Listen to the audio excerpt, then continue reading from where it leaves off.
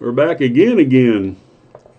My application here, my uh, video recorder is giving me a little grief. But anyway, greetings one more time. I'm going to square myself around. Hey, now I'm in the middle. Anyway, last time I talked about book of Isaiah chapter 17, talking about a war that has been prophesied along with Psalms 83.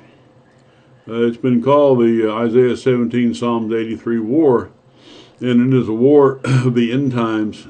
We haven't reached it yet. We're in the end times, I do believe, but it's a really interesting thing in the fact that here in Psalms 83, you can't fit it into history anywhere, in the Jewish history. So a lot of people try to fit it in other places in the past, but it talks about all the nations, all the Muslim nations around Israel, all ganging up together, taking counsel to go to destroy Israel. And and you understand that each and every time that there's been times when Israel's been carried off. They've had places where they were carried off to other places in order to kind of straighten up their act, and they would come back. And but most times, anybody that comes to attack Israel usually winds up going home hat in hand, if you'll say understand what I'm talking about. Stringing out of there, trying to get out of there alive, even like the Yom Kippur War in '73, all those tanks that crossed the Suez Canal, Egypt, in a part of Egypt that Israel used to own.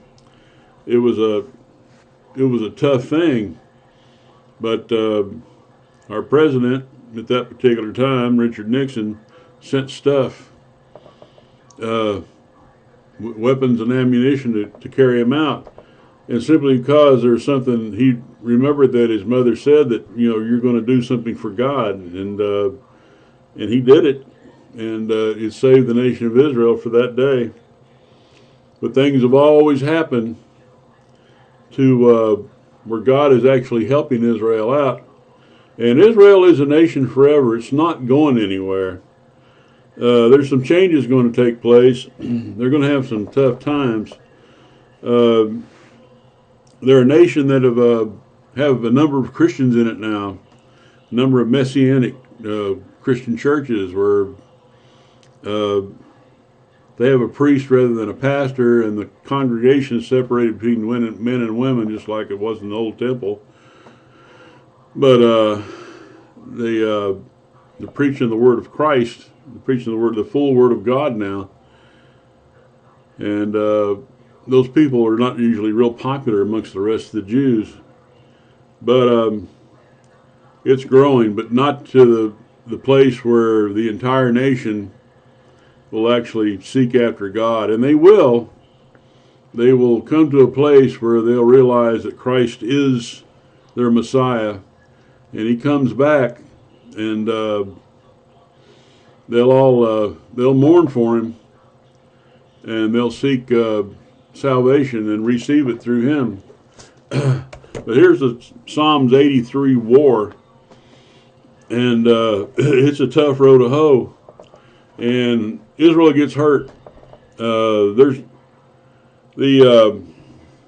found myself a nice overlay map of that area, and I'm going to try to show it to you because I'm not really used to doing things like that. But you see Jordan, it runs almost the entire length of the country, but you see the old nations, and let's see, up top you see Syria, and the Golan Heights is in the darker green. That's the thing that was taken away from Syria because they had a real military advantage for having people up there, but the the Israelis regrouped and pushed them off of there, and they're still there since, and they still whining about losing it. Said, well, of course, all the Muslim world whines about Israel being there because that's supposed to be their land.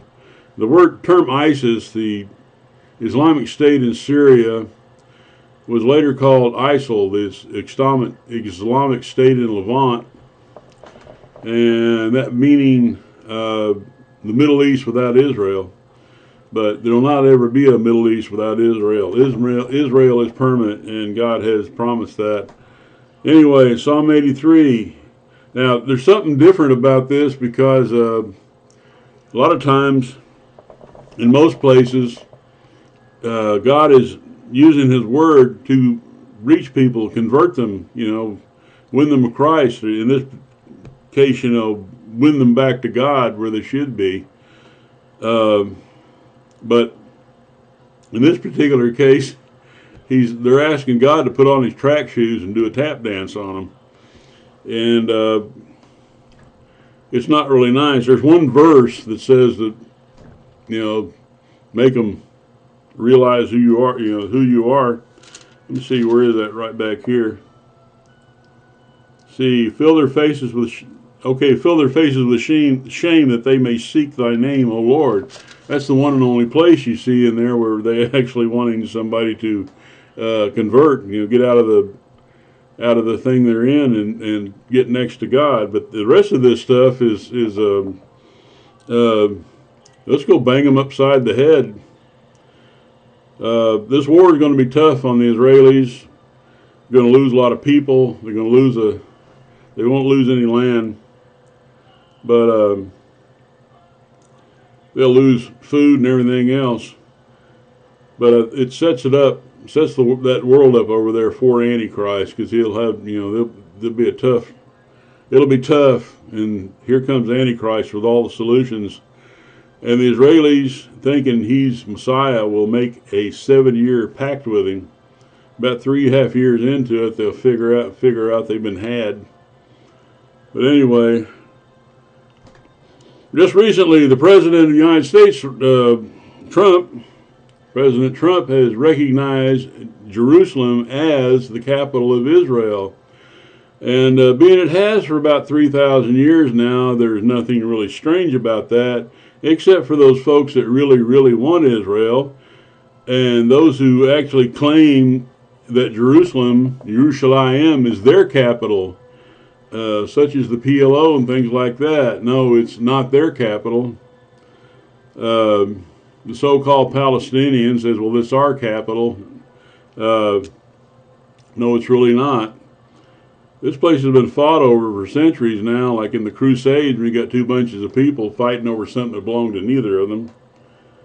But anyway, this is not the last fight over Israel, but it's coming real quick. I do believe it is the last days things before the rapture, and it sets things up for everything that happens in the book of the tribulation. It says, "Keep not thou silence, O God, hold not thy peace, and be not still, O God." Just reach out and talk and show yourself. "For lo, thine enemies make a tumult, rising up a noise, and they that hate thee have lifted up the head." We're talking about religions in the world that hate the Jews, and the biggest one, the one around there that really hate the Jews, is Islam. So you can guess that these people are Islamic. They're not all Arabs, but there's a number of people there, and it's Islamic. There's people in Africa and all that, all sorts of colors, folks, people that are involved in Islam that really hate the Jews. Because let's face it, Ishmael, and Isaac have been bumping heads for a long, long time. "They have taken crafty counsel against the people and consulted against thy hidden ones. They have said, Come and let us cut them off from being a nation, that the name Israel may be no more heard in remembrance." That's pretty tough to do when You want to erase a group of folks that nobody can hear about them again, that people forget about them in history, where they have consulted together with one consent, they are confederate against thee. Now, these names, if you read the Bible, you'll find these names in there, and you'll find that in history, they have not been friendly with Israel or with the Jews in any way, shape, or form.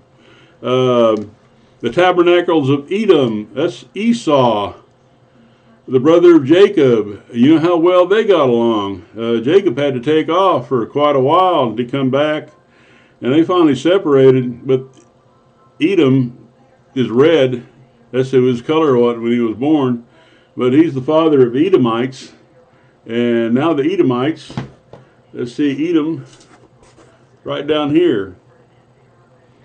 Now, it's a modern nation of Jordan, but there's people that used to live in there, in that area.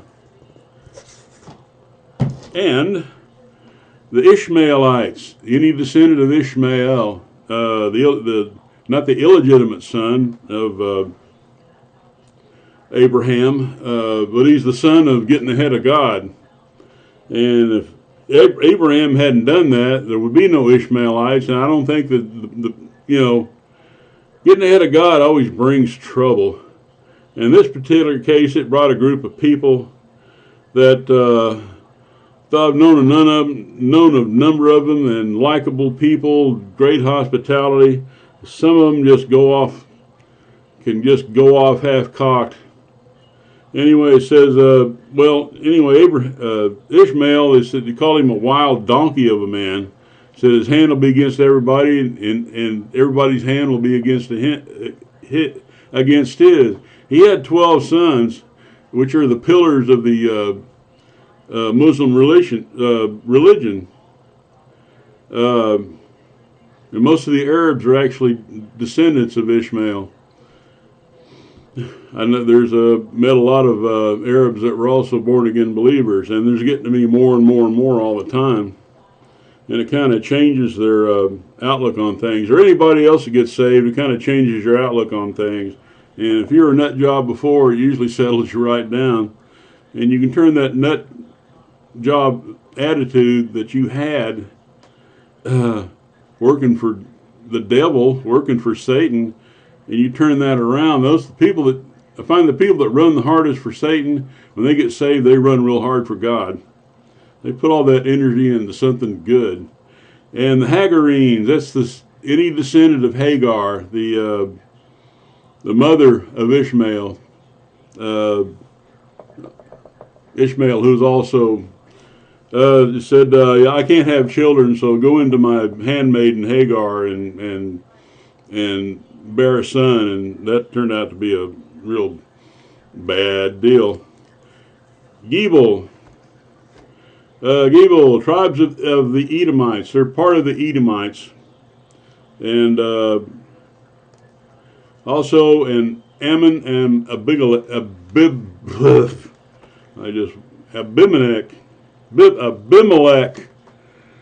I got it. Those folks, big time enemies. Let's see. Ammon right here. Still part of Jordan, but the nation of Ammon used to be right there.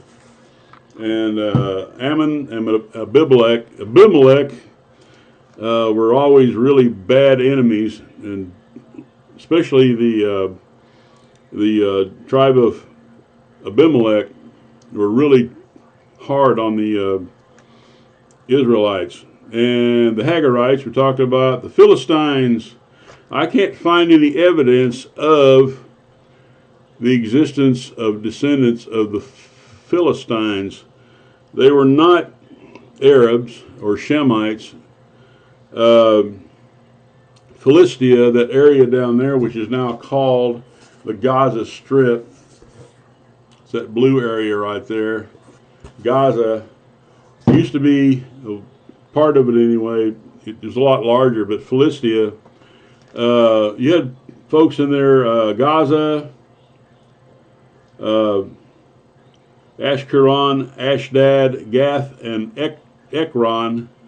Those are the folks that a lot of times cross the border into Israel. In fact, they had really pushed at one time, pushed themselves in there, and it took a Nazarite to push them out. But sure as the world is round, they got pushed back out into the place they're at. There are people now claiming to be Philistines, but they're really not, because they're more Arabs. Now, I'll tell you what, a lot of people have disappeared in the Middle East, but the Arabs have always filled in the gap. Anyway, Asher has also joined with them, and they have helped the children of Lot, which is not a good thing either. Let me see if I can find Lot here.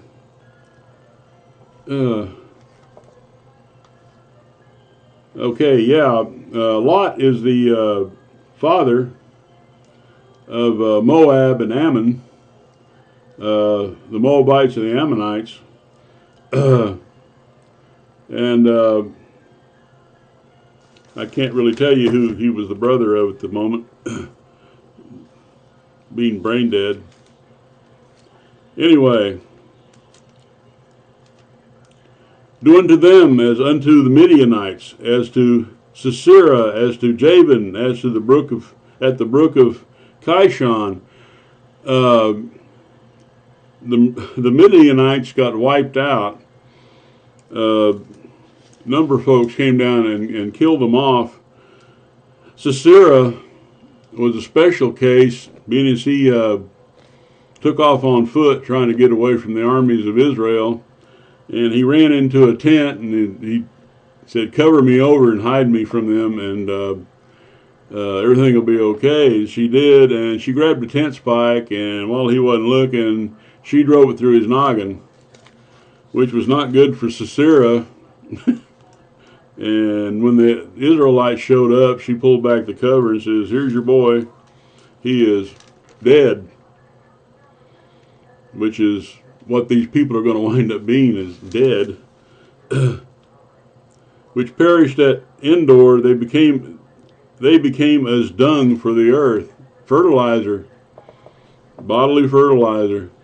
Hey, it's that circle of life you've heard about. You know, you're born, you die, you get buried. Your body's supposed to deteriorate back into the nature around it.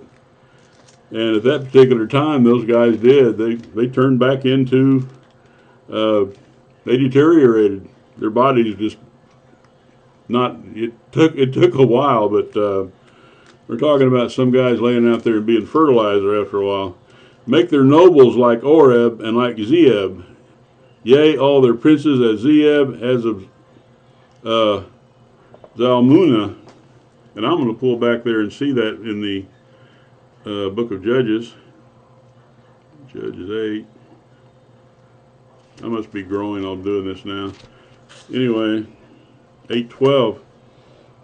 8:12. And he took about 5,000 men and set them to lie in ambush between Bethel and Ai on the west side of the city. When they had set thy people, even the host was on the north of the city, and their liers in wait on the west side. Joshua went that night into the midst of the valley.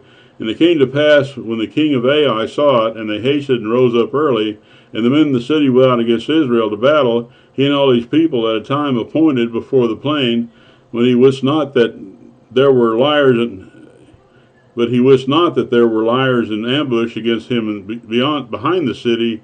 And Joshua and all of Israel made as if they were beaten before them, and they fled by the way of the wilderness. And all the people that were in Ai were called together to pursue after them, and they pursued after Joshua and were drawn away from the city. And there was not a man left in Ai or Bethel, and they went not out after Israel, and they left the city open and pursued after Israel. And the Lord said unto Joshua, Stretch out thy spear that is in thy hand toward Ai, for I will give it unto thine hand. And Joshua outstretched the spear, and he had it in his hand toward the city. And the ambush arose quickly out of their place, and they ran as soon as he had stretched out his hand. And they entered into the city and took it, and hasted and set the city on fire. And when the Ai looked beyond them, they saw, and behold, the smoke of the city ascended up to heaven, and they had no power to flee this way or that way. And the people that fled to the wilderness turned back upon the pursuers. And when Joshua and all his Israel saw the ambush had taken of the city, and had the smoke of the city ascending, they had turned again and slew the men of Ai.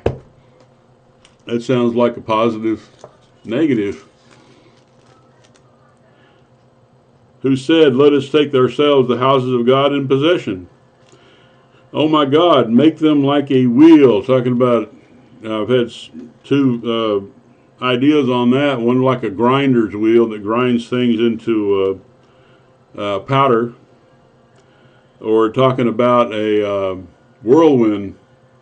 So make them like a whirlwind as a stubble before the wind. And if you live where I live, every once in a while you see a dust devil out there to pick up dust and make a kind of tornado type thing. And where I live, there's lots of tornadoes. And we know the difference between a dust devil and a tornado.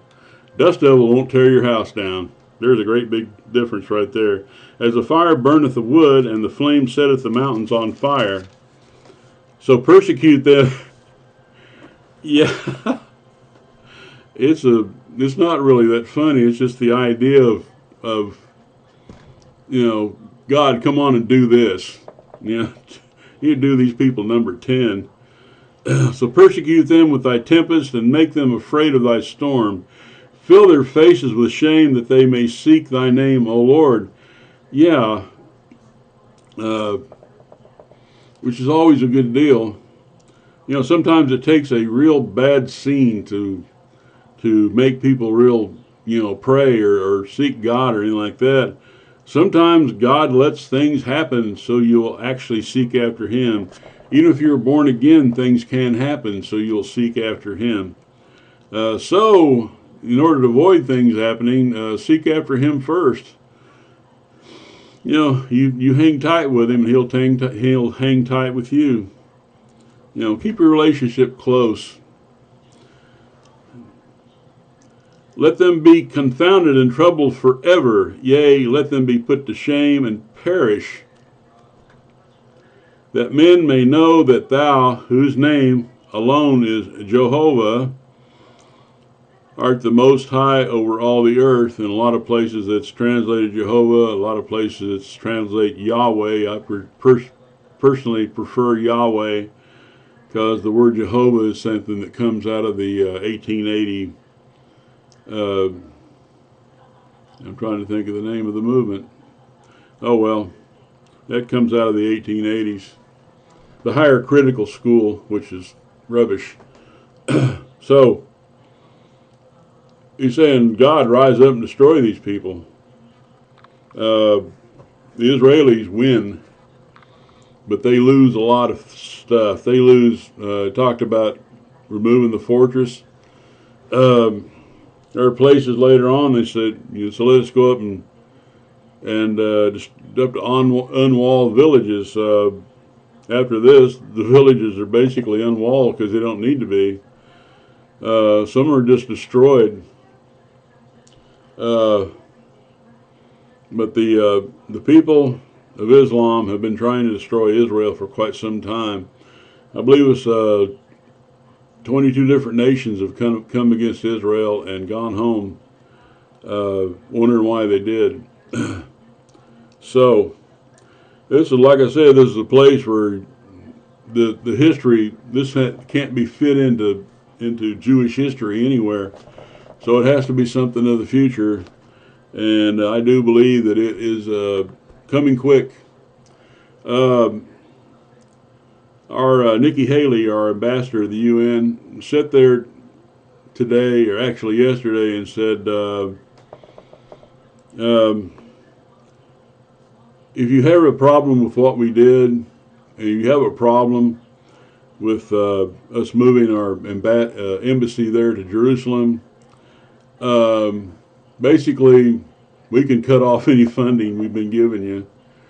And the president said, we can cut that funding off. We really don't care. My way of looking at it, the United Nations is the ununited nations. To me, it's an oxymoron.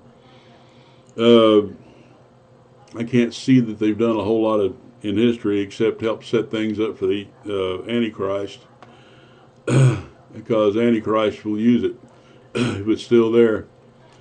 Anyway, know that Israel wins, and they always will. They'll suffer a lot of bloody noses, a lot of dead people, a lot of harm, but in the end, they will seek God. It talked about in Isaiah 17, they're going to turn to God. Yeah, in all of this, there'd be a place there for the 144,000 young men who are Jews of not one known woman. You know, those people just don't happen out of nowhere. So you can always write me here and we'll talk about it. And I haven't been cursed yet. I wonder why.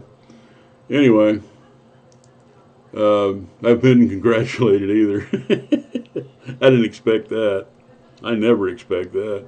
I expect venom below me somewhere. Anyway, it's always good to do this. I enjoy it thoroughly. Sometimes I feel like I'm lost here and there, but we recover. Anyway, so one more time, and I don't know where I'm going to be next time. Lord may give me something. He gave me this. I saw everything that was happening toward Israel, and all of a sudden this stuff just falls on me. You know, the Lord gave me to talk about this. There's going to be something. There's things in future history, just in short, you know, things coming just real soon that you're going to be hard to get your head around unless you understand what's in this here book. Read your Bible, study it. I have to study to do this. I don't know all these things. I have to pop it open and look. I've been working on this for a couple of days before you saw what you saw. So open up your Bible. There's plenty of material on the net.